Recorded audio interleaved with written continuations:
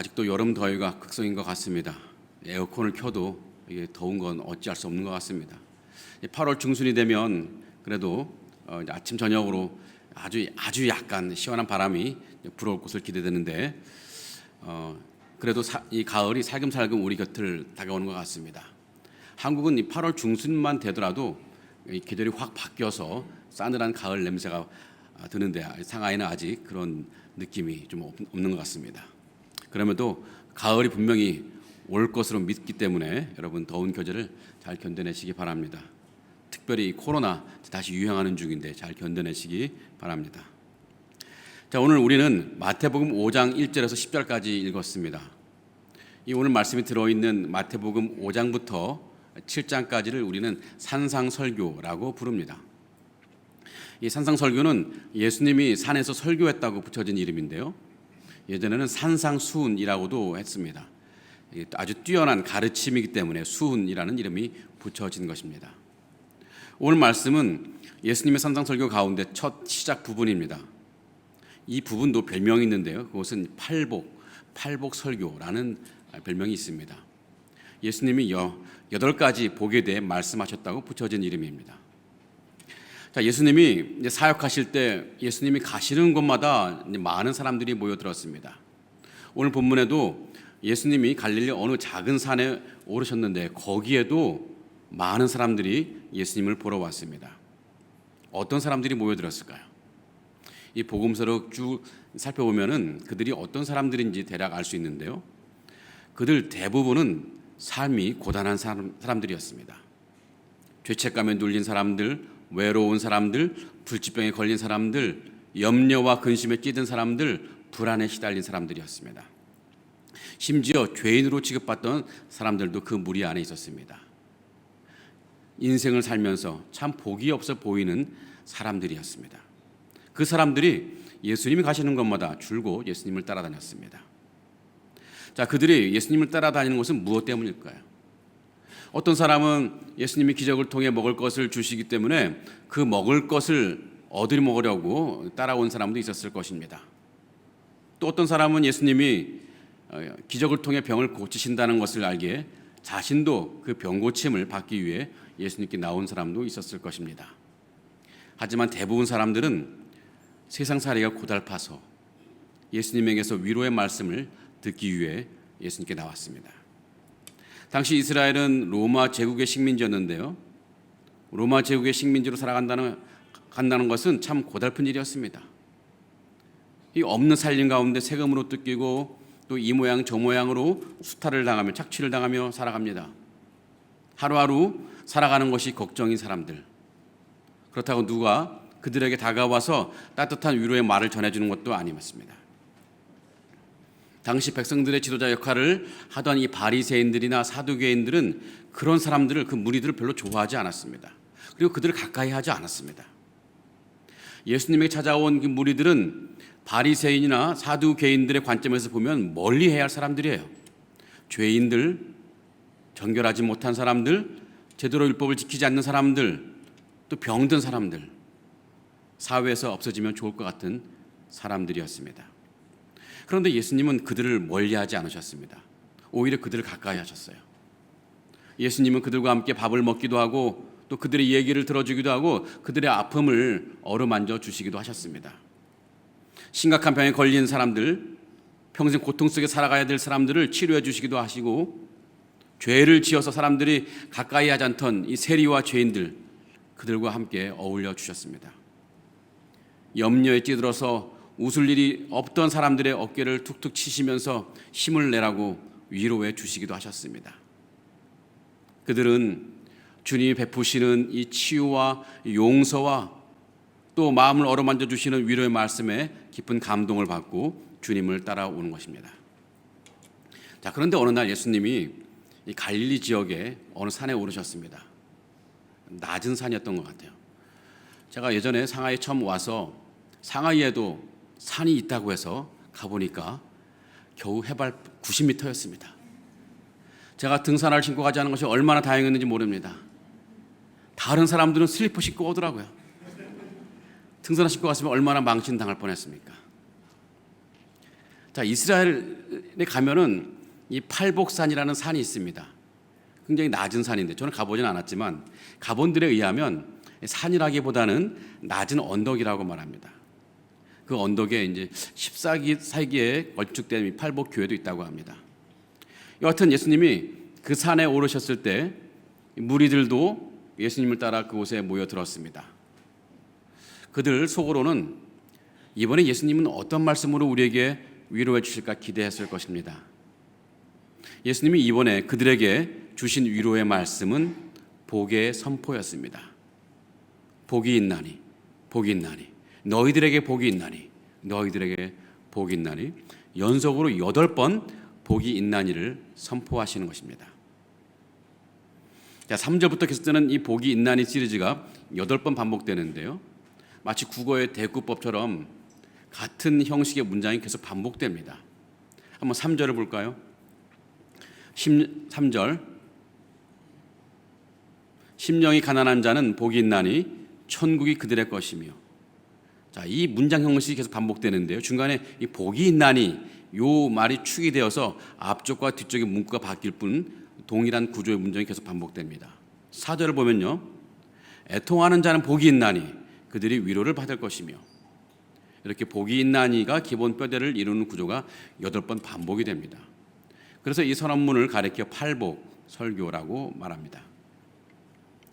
자, 예수님은 지금 누구에게 복이 있나니라고 말씀하시는 걸까요? 오늘 말씀을 보면은 심령이 가난한 자, 애통한 자, 온유한 자, 의에 줄이고 목마른 자, 긍휼히 여기는 자, 마음이 청결한 자, 화평케 하는 자, 의를 위하여 박해를 받은 자라고 이해할 수 있습니다. 이들에게 복이 있다고 말씀하시는 거예요. 여기서 심령이 가난한 자가 누구이고 애통하는 자가 누구이고 온유한 자 등등은 누구일까요? 이들의 정체는 도대체 무엇일까요? 어떤 사람들일까요? 어떤 사람들이기에 그들에게 복이 있다고 예수님은 말씀하시는 것일까요? 자, 이들의 정체에 대해서 사실 학자들마다 설교자들마다 다 다른 의견을 갖고 있습니다.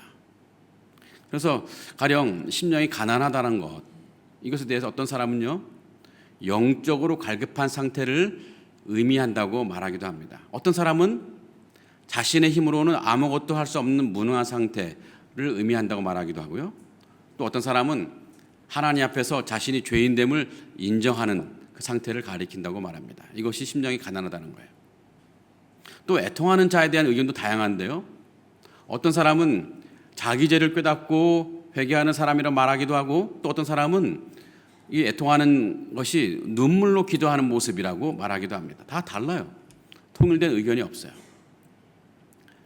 자, 하지만 다행히도 심령이 가난한 사람이 어떤 사람인지, 애통하는 사람이 어떤 사람인지, 정확히 어떤 사람을 의미하는 것인지는 절대적으로 중요한 것 같지는 않습니다. 예수님이 복이 있다고 말씀하신 이 사람들의 다양한 모습, 그것은 그저 예수님 앞에 나온 사람들에게서 보이는 다양한 삶의 정황을 가리키고 있기 때문입니다. 자, 무슨 말이냐면 예수님이 자신 앞에 모인 사람들을 가만히 보니까요, 어떤 사람은 심령이 가난한 사람이었습니다. 저 얼굴 보니까 심령이 가난해 보여. 또 어떤 사람은 그 얼굴빛에서 애통해하는 그 표정이 보입니다. 딱 보이지 않습니까? 저기 애통해하는 모습, 그죠? 또 어떤 사람은 온유한 얼굴로 앉아 계신 분도 있습니다, 그죠? 온유한 얼굴. 우리 박진보 장로님 온유한 얼굴로. 또 어떤 사람은 의에 줄이고 목마른 심정으로 주님께 나온 사람도 있어요. 지금 예수님 앞에는 다양한 인생들이 모여 있는 거예요. 잘난 사람, 못난 사람, 착한 사람, 나쁜 사람들이 모여 있습니다. 그들의 공통점이 하나 있다면 그것은 그들의 정황이 어떠하든 고달픈 인생을 살아가는 인생, 그래서 위로가 필요한 인생들이라는 것입니다. 자, 우리 교회에 나오는 성도님들 정말 다양한 분들이 계세요. 잘 사는 사람도 있고 못 사는 사람도 있습니다. 착한 사람도 있고 덜 착한 사람도 있습니다. 성격이 좋은 사람도 있고 성격이 고약한 사람도 있습니다. 잘생긴 사람도 있고 못생긴 사람도 있고, 가정이 평안한 사람도 있고 가정에 불화가 있는 사람도 있습니다. 나이 같은 사람도 있고 아직 젊은 사람도 있습니다. 다양한 사람들이 여기에 모여 함께 예배드리지만 우리에게는 한 가지 공통점이 있습니다. 누구라도, 여기에 모인 그 누구라도 주님의 위로가 필요하다는 것입니다. 왜냐하면 우리 모두가 인생들이기 때문에.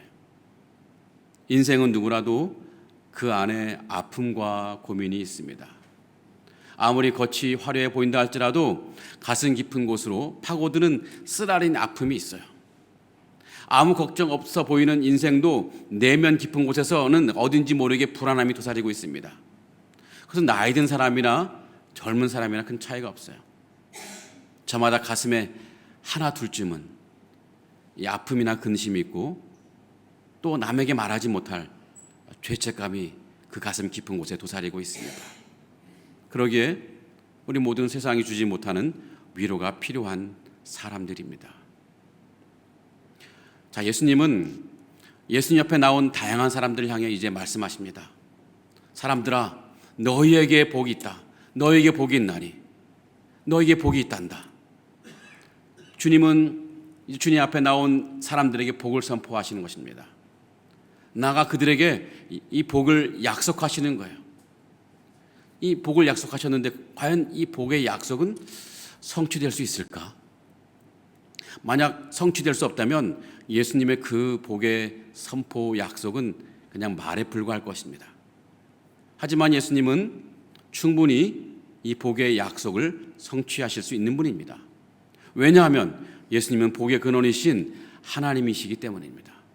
하나님 못하실 것이 어디 있겠습니까? 사람들은 세상에서 인생의 복을 찾으려 무던히도 애를 씁니다. 여기저기 헤매고 다니지만 결국은 아무 곳에서도 그 복을 찾지 못합니다. 결국 찾다가 못 찾고 돌아오는 곳은 바로 주님 앞입니다. 이것을 진작에 알았다면 얼마나 좋았을까 하는 마음이 나중에 나이가 들어서 알게 됩니다. 인생의 복이 주님 앞에 있다는 것을 진작에 알았더라면 젊은 시절 덜 방황했을 텐데, 인생을 어느 정도 살다 보니까 또 신앙의 여정을 어느 정도 걸어와 보니까 그때서야 비로소 주님이 주시는 복이야말로 참된 복이라는 것을 알게 됩니다. 그래서 이제 늦게라도 주님 앞에 와서 하는 말이 있습니다. 주님, 참 좋습니다. 너무 좋습니다. 주님 앞에 오니 얼마나 좋은지요. 젊은 날에는 세상이 준다고 약속하는 많은 복에 우리 마음이 빼앗기기도 했습니다. 그때는 정말 세상이 나에게 복을 줄 수 있을 것이라고 믿었습니다. 돈을 많이 벌면 행복할 것이라고 믿었습니다. 사회적으로 유명해지면 성공한 인생이 될 것이라고 생각했습니다. 그래서 열심히 돈을 많이 벌어보기도 하고 또 명성을 얻어보려고 노력합니다. 그런데 아무리 노력해도 그 부와 명성은 우리가 기대한 만큼 얻지 못합니다. 또 설령 이 수단 저 수단 온갖 방법을 동원해서 그 부와 명성을 얻었다고 해도 이 얻고 보니까 문득 이것이 아무것도 아니라는 것이 느껴져요. 내 인생에 이것이 무엇인가? 무의미하다는 걸 느껴지게 됩니다. 문제는 그것을 나중에야 알게 된다는 것입니다. 진작에 알았더라면 얼마나 좋았을까? 이 후회하는 경우가 얼마나 많던가요? 이 복의 근원은 오직 주님이시고 주님이 주시는 복이야말로 참된 복입니다. 왜냐하면 주님이 주시는 복이야말로 우리 영혼의 진정한 위로가 되기 때문입니다. 인생의 깊은 고통을 어루만져 주시기 때문이고 우리에게 변하지 않을 영원한 기쁨을 주기 때문입니다. 그래서 오늘 찬양대로 우리는 예수로 충분히 충만할 수 있는 인생들입니다. 그러기에 인생에서 진정한 복을 원한다면 우리는 주님 말씀하시는 복에 더욱 귀를 기울여야 할 것입니다. 오늘 말씀에서 주님 앞에 나온 그들에게 주님이 주시겠다고 약속하신 복은 무엇입니까? 그것은 천국이 그들의 것이며 그들이 위로를 받을 것이며 그들이 땅을 기업으로 받을 것이며 그들이 배부를 것이며 그들이 긍휼히 여김을 받을 것이며 그들이 하나님을 볼 것이며 그들이 하나님의 아들이라 일컬음을 받을 것이며 천국이 그들의 것이미로다. 자, 이런 복들은 또 구체적으로 어떤 복을 가리키는 것일까요? 이 복들 역시 학자들마다 혹은 설교자들마다 다양한 해석을 내놓습니다. 의견이 일치가 잘 안 돼요. 다행히도 이건 역시 하나하나 의미가 무엇인지 따지는 것이 그렇게 중요한 것 같지는 않습니다. 이런 복들을 하나로 묶을 수 있는 용어가 있습니다. 그것은 하나님의 은혜입니다. 하나님의 은혜요. 이 복들은 하나님의 은혜가 우리 삶 가운데 임했을 때 우리 삶 가운데 나타나는 다양한 모습들입니다. 하나님의 은혜가 우리에게 임했을 때 우리 삶에서 나타나는 것들이에요. 그러기에 한마디로 요약한다면 그들이 누리는 복은 하나님의 은혜 안에 살아갈 때 나타나는 복들. 자신의 힘으로 꾸역꾸역 살아가는 것이 아니라 하나님의 은혜로 살아갈 때 누리게 되는 복들입니다. 하나님의 은혜 살아갈 때 천국의 삶을 약속받을 수 있고, 그래서 이 땅에 살아도 천국의 삶을 살아가고, 또 세상 살아갈 동안에 마음 깊은 곳에 패인 상처가 치유되어 회복되고 위로받고, 또 삶에 필요한 자원들을 공급받을 수 있고, 하나님의 따뜻한 사랑을 경험할 수 있고, 하나님과 교제할 수 있고, 하나님의 사람으로 담대하게 살아갈 힘을 얻습니다. 이 땅에서 복된 삶을 살아가다가 언젠가 죽어서도 영원한 생명을 누리며 살아가는 복을 누리게 된다는 것입니다. 자, 그런데 그들에게 왜 이런 복이 임하고 왜 이런 하나님의 은혜가 임하는 걸까요? 여기서부터 중요해요. 자, 그 사람들이 앞에 말한 심령이 가난한 사람들, 애통한 사람들, 그들이 뭔가 윤리적으로 탁월한 모습으로 보였기 때문에 이런 복들이 그들에게 임하는 것일까요? 어떤 분들은 그 각각의 선언문 앞에 있는 삶의 모습이 복을 받는 이유 또는 복을 받는 조건이라고 이해하기도 합니다. 가령 3절을 볼까요? 심령이 가난한 자는 복이 있나니 천국이 그들의 것이며, 여기에서 심령이 가난한 사람, 그래서 그 사람은 심령이 가난하기 때문에 천국이 그들의 것이 되는 복을 받는다고 이해합니다. 그래서 예수님은 이 말씀을 통해서 사람들에게 심령이 가난해질 것을 요구하는 것이라고 이해해요. 너희들은 심령이 가난해져야 된다, 이렇게 명령하는 것을 이해한다는 거죠. 4절 경우도 마찬가지입니다. 애통하는 자는 복이 있나니 그들이 위로를 받을 것이며, 이 말은 사람이 애통해할 때, 즉 자신의 죄를 회개하거나 눈물을 기도할 때 사람이 위로와 복을 받는다고 이해하는 거죠. 그래서 예수님은 사람들에게 애통하는 삶을 살라고 요구하는 것이라고 이해합니다. 정말 많은 분들이 이 구절들을 이렇게 이해하고 있어요. 자, 그런데요, 이 산상설교에 나오는 여러 이런 복들을 이렇게 해석한다면 이것은 신학적으로 좀 곤란해질 수가 있습니다. 왜냐하면 자칫 이런 복들은 자신의 힘으로 얻는 것으로 오해할 수 있기 때문입니다. 자신의 힘으로 얻게 되는 복, 그것이 과연 복일까요? 그래서 심령이 가난한 것이 복을 받는 조건이 되어 천국을 소유한다는 것, 이것은 다소 불편하고 어색한 해석입니다. 다른 것도 마찬가지입니다. 마치 사람의 노력 여하에 따라 살아가는 동안 복을 받고 안 받고가 결정되는 것처럼 들린다는 거예요. 자, 그렇다면 그들에게 왜 복이 임하는 걸까요? 무엇 때문에 이 사람들에게 복이 주어지는 것일까요? 그것은 주님이 그들과 함께 있기 때문입니다. 그들이 심령이 가난해서 이런 복을 받는 것이 아니라 주님이 그들과 함께 있기 때문에 이런 복을 받는 거예요. 주님 앞에 나온 그 사람들, 그들이 지금 주님과 함께 있기 때문에 그들에게 복이 있는 것입니다. 오늘 말씀 1절과 2절을 볼까요? 예수께서 무리를 보시고 산에 올라가 앉으시니 제자들이 나아온지라 입을 열어 가르쳐 이르시되.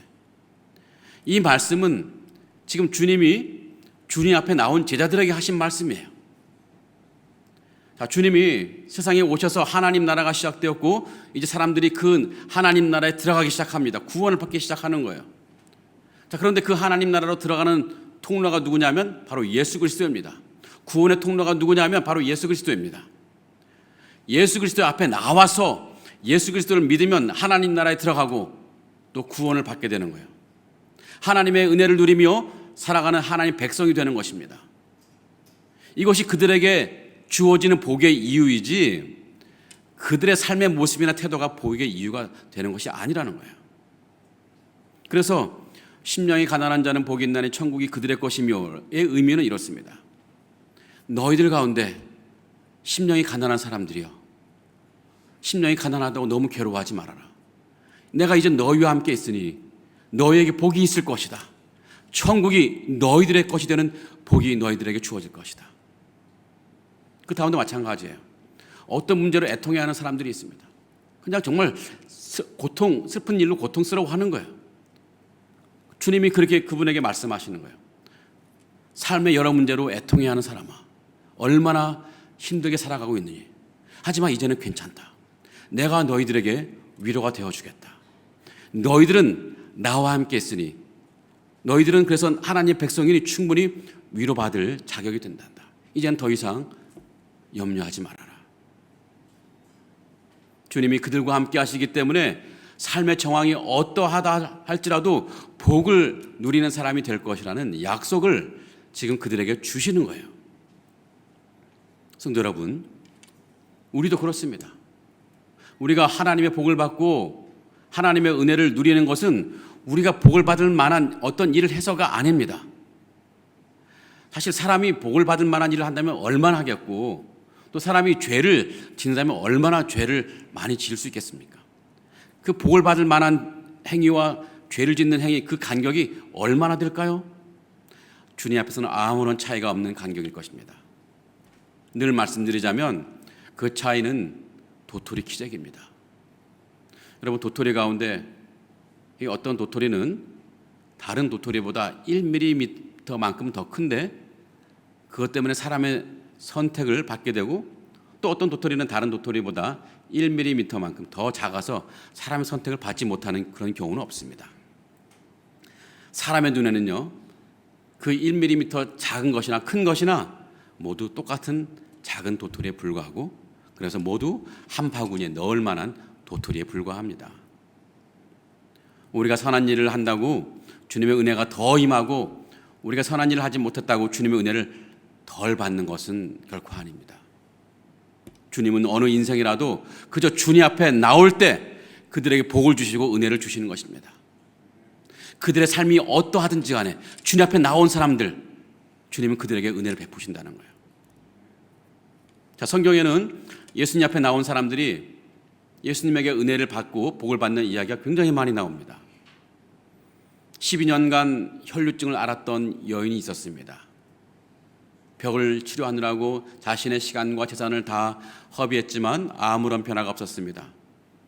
그동안 무슨 선한 일을 했겠습니까? 오로지 자신의 병 고치는 이것에만 신경 썼을 것입니다. 그런데 그 여인이 주님 앞에 나올 때 무슨 일이 일어났습니까? 주님은 그녀의 과거를 묻지 않고 복을 주셔서 그 병을 치료해 주셨습니다. 자, 회당장 야이로의 딸이 죽어가고 있습니다. 여러분, 회당장이라면요, 이 바리새파 사람들과 굉장히 가까운 사람입니다. 어쩌면 예수님과 원수지간이었을 수도 있습니다. 그런데 그 회당장 야이로가 얼마나 급했는지 주님에게 다가가 부탁합니다. 주님, 내 딸이 죽어가고 있습니다. 내 딸을 살려주시옵소서. 하지만 예수님이 그 집에 도착했을 때 이미 어린 딸은 죽었습니다. 그때 예수님은 그 야이로에게 복을 주셔서 그 딸을 다시 살려주셨습니다. 그때 주님이 그 딸을 살려주신 것은 그 회당장 야이로나 그 딸이 뭔가 그에 합당한 선한 일을 해서가 아니었습니다. 회당장 야이로가 절박한 심정으로 그저 주님 앞에 나오니까 주님은 그것을 보고 그에게 은혜를 베풀어 주신 것입니다. 자, 어떤 사람은 심각한 중풍병에 걸렸습니다. 예수님에게로 가면 그 중풍병이 낫는다는 것을 알고 있습니다. 하지만 자신의 몸 상태로는 예수님께 나아갈 수가 없어요. 그래서 친구 4명의 도움을 받아서 침상에 실려 예수님께 나왔습니다. 그 중풍병자 환자가 이전에 어떤 삶을 살았는지 알 수 없습니다. 예수님은 묻지도 않으셨습니다. 다만 예수님께 왔다는 것, 그것으로 인해 그 중풍병자는 복을 받아서 그 심각한 중풍병이 치료되었습니다. 이외에도 수많은 병자들, 죄인들이 주님 앞에 나왔습니다. 태어날 때부터 눈 멀었던 사람들, 또 38년 된 그 병자, 치유될 수 없는 병자, 또 귀신 들린 자, 이들이 치유의 복을 받는 것은 그들이 뭔가 선한 일을 해서 복을 받을 만한 삶을 살아서 그에 대한 보상으로 이런 복과 은혜를 받은 것이 아니었습니다. 그저 있는 모습 그대로 주님 앞에 나왔기 때문에 주님은 그들에게 복과 은혜를 베풀어 주신 것입니다. 그래서 독일의 유명한 신학자요 설교자인 헬무트 틸리케라는 분이 이렇게 말합니다. 팔복은 고생과 염려에 쌓여 있는 우리에게 내미시는 하나님의 손이다. 우리에게 윤리를 요구하는 것이 아니라 고생과 염려에 쌓여 있는 우리에게 내미시는 하나님의 손이라는 거예요. 이 팔복의 내용이에요. 팔복에 대한 선언은 고단한 삶을 살아가는 우리 인생들을 하나님이 불쌍히 여기셔서 하나님이 그들에게 아무 조건 없이 자비의 손을 내미셨다는 것입니다. 오늘날 우리도 하나님의 복과 은혜를 누리며 살아갑니다. 그런데 우리가 무엇인가 선한 일을 해서 복과 은혜를 받는 경우도 굉장히 많이 있습니다만, 그렇다고 주님은 우리가 선한 일을 하지 않았다고 해서 복과 은혜를 주시지 않는 것은 아닙니다.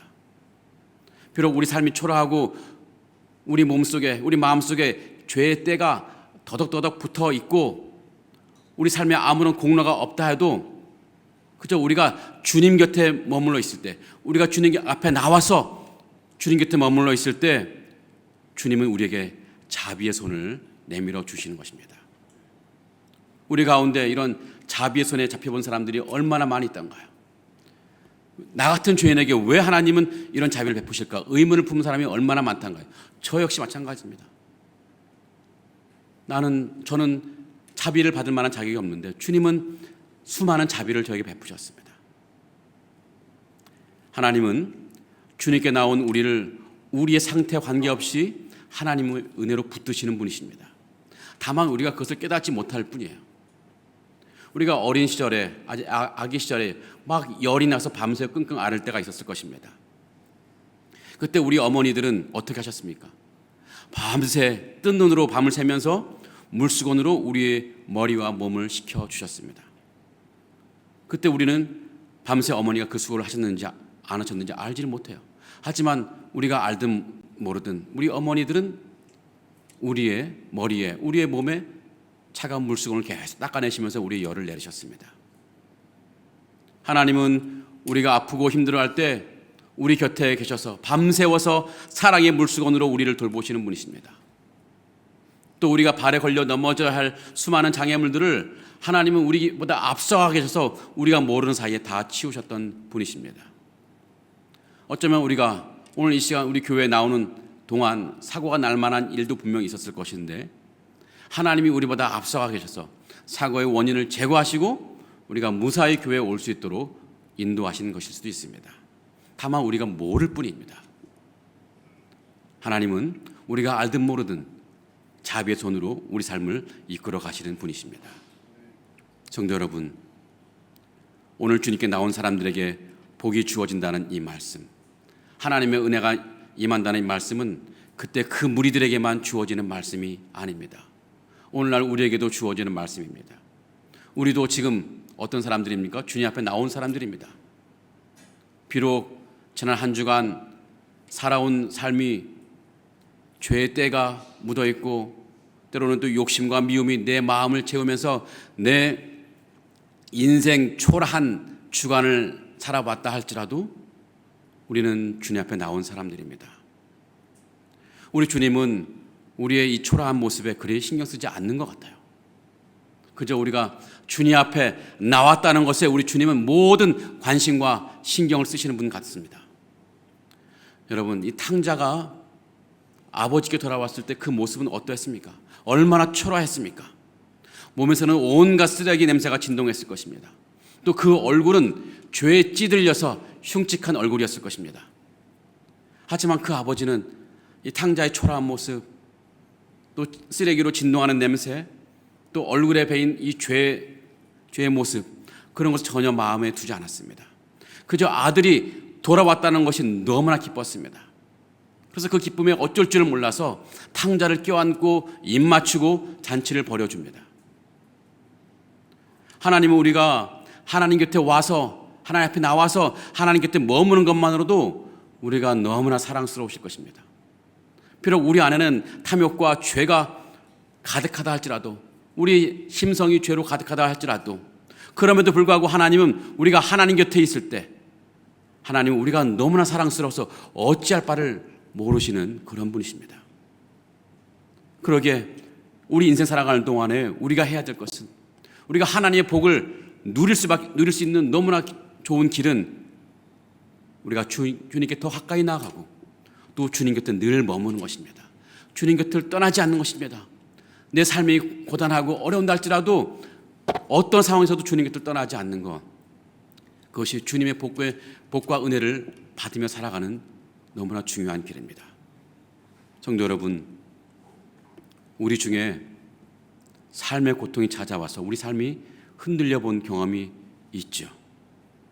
갑자기 직장을 잃게 되는 그런 상황들, 생각지도 않은 순간에 질병이 찾아오고 사고가 나고, 또 우리 자녀들 제멋대로 튕겨져 나가고, 또 억울한 일을 당하고, 또 착하게 살아온 것이 후회가 될 만큼 참 비참한 결과를 갖게 되는 그런 느낌을 가질 때가 있습니다. 때로는 나도 어쩌지 못하는 죄 때문에 너무나 힘들어할 수도 있습니다. 그렇게 우리가 낙심하고 아파하고 눈물 흘리며 울먹일 때, 우리가 주님 곁에 있을 때 우리에게 말씀하십니다. 사랑하는 아들아, 사랑하는 딸아, 지금 네가 겪고 있는 일로 너무 낙심하지 말아라. 너무 슬퍼하지 말아라. 너희에게 복이 있단다. 그 낙심할 일이 끝이 날 것이고 슬퍼할 일도 없어질 것이다. 왜냐하면 내가 너희와 함께 있지 않냐. 내가 너희와 함께 있기 때문에 너에게 복이 있는 것이고 낙심할 일, 슬퍼할 일 다 사라질 것이다. 이렇게 주님은 우리에게 말씀하십니다. 성도 여러분, 우리는 복이 있는 사람들입니다. 우리가 복이 있는 이유는 우리 주님께서 우리 상태와 관계없이 우리에게 자비의 손을 내미시기 때문입니다. 우리 주님은 우리에게 복이 있음을 선포하실 뿐만 아니라 그 복의 선포의 말씀을, 약속을 성취하시는 분이십니다. 그러기에 여러분, 우리 삶을 보호하시는 하나님의 은혜를 확실히 믿으시기 바랍니다. 그리고 그 하나님의 은혜로 우리가 결국 승리하는 인생이 된다는 것도 믿으시기 바랍니다. 그 믿음을 가지고 우리에게 자비의 손을 내미시는 그 하나님께 날마다 가까이 나아가신 여러분 되길 바랍니다. 어떤 상황에서도 늘 하나님 곁에 머무는 우리가 모두가 되기를 간절히 기원하고 축복합니다. 아멘. 우리 다 같이 일어나셔서 찬양하시겠습니다. 주께 가까이 날 이끄소서.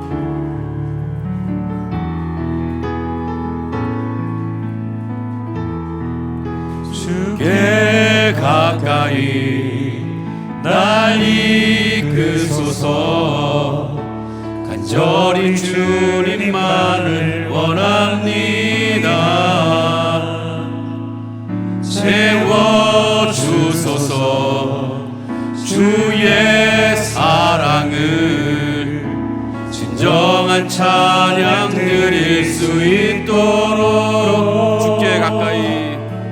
주께 가까이 날 이끄소서. 간절히 주님만을 원합니다. 채워주소서. 주의 사랑을 진정한 찬양 드릴 수 있도록 목마른 나의 영혼 주를 부르니 나의 맘 만져 주소서. 주님만을 원합니다. 더 원합니다. 나의 맘 만져 주소서. 목마른 나의 영혼, 목마른 나의 영혼 주를 부르니 나의 맘 만져 주소서. 주님만을 원합니다. 더 원합니다. 나의 맘 만져 주소서. 이 시간 함께 기도하기를 원합니다. 합심 제목을 같이 읽고 기도하기를 원합니다. 먼저 합심 제목을 같이 읽도록 하겠습니다. 시작. 주님과 함께 사는 것이 인생의 가장 큰 복임을 깨닫고 어떤 상황에서도 은혜가 넘치는 주님 곁에 머물게 하옵소서. 아멘. 근심, 걱정, 불안, 두려움이 몰려올 때 세상의 힘이나 내 힘을 의지하지 않고 오직 주님의 은혜를 구하게 하옵소서. 아멘. 상하이 하는연합교회 예배초소의 문제를 주님께 맡겨드리니 주님의 은혜 가운데 이 문제가 해결되게 하옵소서. 아멘. 이런 기도 제목을 갖고 저를 따라하면 주님 부르시고 기도하겠습니다. 주여 은혜를 주옵소서. 주여 은혜를 주옵소서. 함께 기도하겠습니다. 사랑이 많으신 하나님, 은혜가 많으신 하나님, 이 시간 마음 모아 주님께 기도합니다. 하나님, 주님의 은혜가 아니면 견뎌내지 못할 우리 인생들입니다. 하나님, 주님의 은혜가 있었기에 우리가 수많은 고통과 어려움 속에서 견뎌낼 수 있었고 살아갈 수 있었습니다. 하나님, 수많은 근심과 걱정, 불안과 두려움이 내 삶에 엄습해 올 때 주님의 은혜가 있음을 아버지 인정합니다. 그 가는 길 동안 주님의 은혜를 구하며 살아가는 인생이 되게 하여 주시옵소서. 하나님, 이 시간 주님의 은혜를 늘 구합니다. 주님, 우리에게 은혜를 베풀어 주시옵소서. 주님의 은혜대로 내 삶을 모든 것을 맡기며 내 힘과 내 능력이 아닌 주님의 은혜를 사모하며 주님께 나아갈 수 있는 우리 인생 되게 하여 주시옵소서. 하나님, 주님의 은혜가 이 귀한 것임을 이제 인정하고 깨닫게 하여 주시옵소서. 세상의 아버지 그 어떤 것도 내게 도움이 되는 것이 아니라 오직 주님의 은혜만이 내게 힘과 능력이 됨을 믿고 아버지 주님의 은혜를 구하는 인생이 되게 하여 주시옵소서. 세상 어떤 것에 우리 마음 빼앗길 것이 아니라 오직 우리 인생에 주님이 참된 복임을 아버지 깨닫 인정하고 주님께 앞으로 날마다 나아가 주님 주시는 복과 은혜를 누리며 살아가는 인생이 되게 하여 주시옵소서.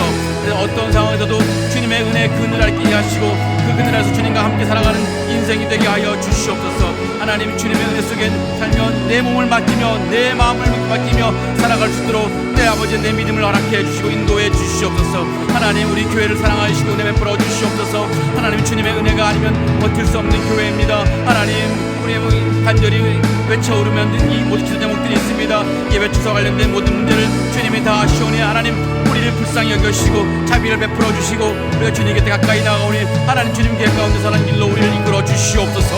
하나님, 주님 우리에게 은혜를 베풀어 주시옵소서. 그리하여 주님의 영광스러운 놀라운 지적을 모두가 체험하고 보는 놀라운 일들이 날 수 있도록 하나님 축복해 주시옵소서.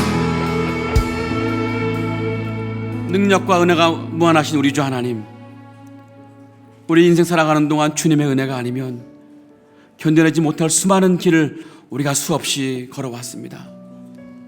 근심과 걱정, 불안과 두려움, 그 길을 가는 동안 주님의 은혜가 아니었으면 우리가 여기 서 있지 못하고 중간에 쓰러지고 넘어지고 좌절할 때가 많았음을 인정합니다. 하지만 주님의 은혜가 있었기 때문에 우리가 여기까지 왔음을 우리가 인정합니다. 하나님, 이 시간 주님의 그 은혜를 사모합니다. 우리 남은 생에 주님의 은혜로 살아갈 수 있도록 우리를 붙들어 주시옵소서. 주님의 은혜를 의지하는 인생 되게 하여 주시옵소서. 하나님, 이 시간 주님의 은혜가 귀한 것임을 늘 깨닫게 하여 주시옵소서.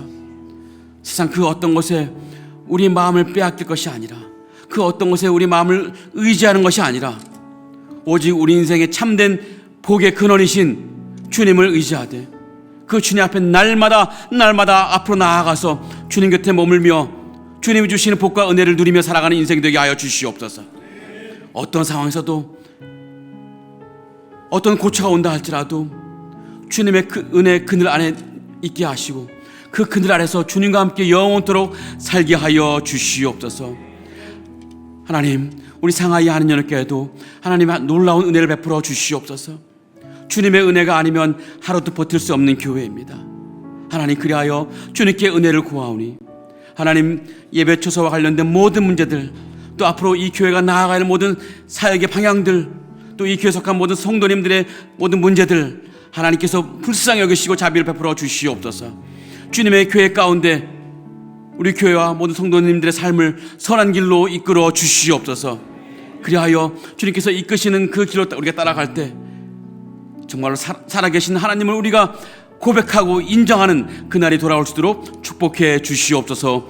예수님 이름으로 간절히 기도하옵나이다. 아멘. 이제는 우리에게 복을 주시려고 이 땅에 오신 우리 주 예수 그리스도의 은혜와 아들 예수 그리스도를 우리에게 보내주셔서 우리로 복된 삶을 살게 하시는 하나님의 사랑과 우리가 하나님의 은혜 안에 거하도록 우리를 붙들어 주시는 성령님의 인도하심이 세상의 그 어떤 복보다 주님이 주시는 복을 사모하며 주님께 늘 가까이 나아가며 어떤 상황에서 주님께 가까이 머물기를 원하는 다짐하는 상하이 하는 연합교회 성도들 머리 위에 지금부터 영원토록 함께 하실지어다. 아멘.